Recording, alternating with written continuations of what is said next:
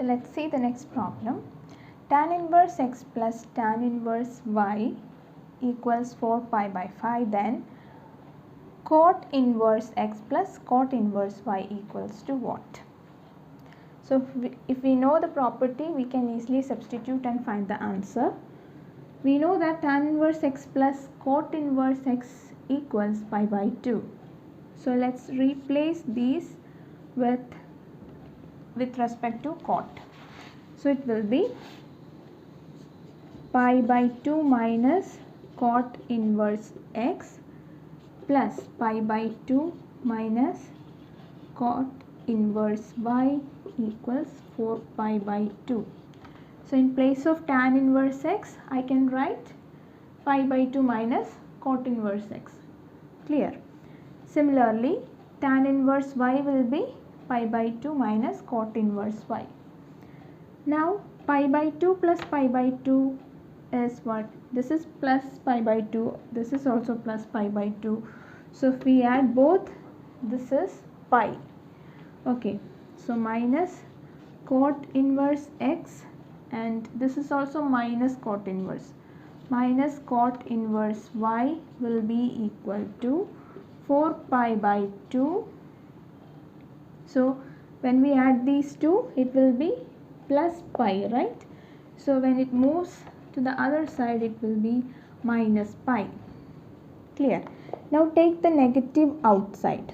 So it will be cot inverse x plus cot inverse y, which is equal to, let's do the cross multiplication.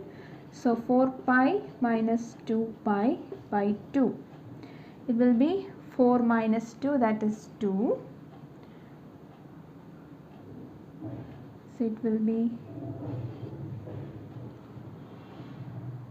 sorry, this is not 2, this is 5. Okay, so 4 pi minus 5 pi divided by 5. Clear? So subtract both and put the sign of the largest value. So subtracting 4 pi minus 5 pi will gives us minus pi. Okay.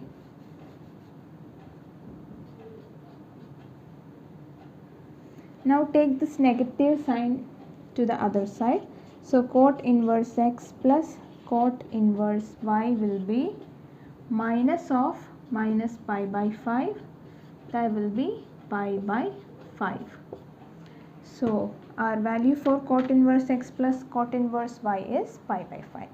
Let's see the next problem. The number of real solutions of the equation root 1 plus cos 2x equals root 2 cos inverse cos x is what? So 1 plus cos 2x. Cos 2x can be written as 2 cos square x minus 1. Okay. And why we are substituting that? Because here it is cos 2x. Okay, somehow we need to remove this 2x term, and all other cos functions are cos x, simple cos x functions. So we need to convert this one also into that form. So for that we are playing this property. So 2 cos inverse x minus 1 will be equal to root 2 cos inverse of cos x. We are supposed to find out the number of real solutions of this equation. Okay. Now minus 1 and plus 1 will get cancelled. So we'll get root 2 cos inverse. Sorry, not inverse, it is square. 2 cos square x. Okay. So 2 cos square x equals root 2 cos inverse cos x. Okay. Now this will be, so this root is can be given for 2 and cos square x. So root of 2 will be root 2 and root of cos square x will be cos x equals root 2 cos inverse cos x.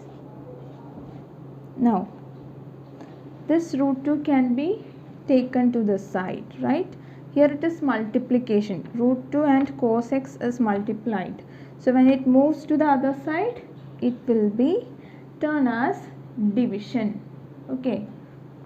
So cos x equals root 2 divided by root 2 cos inverse cos x.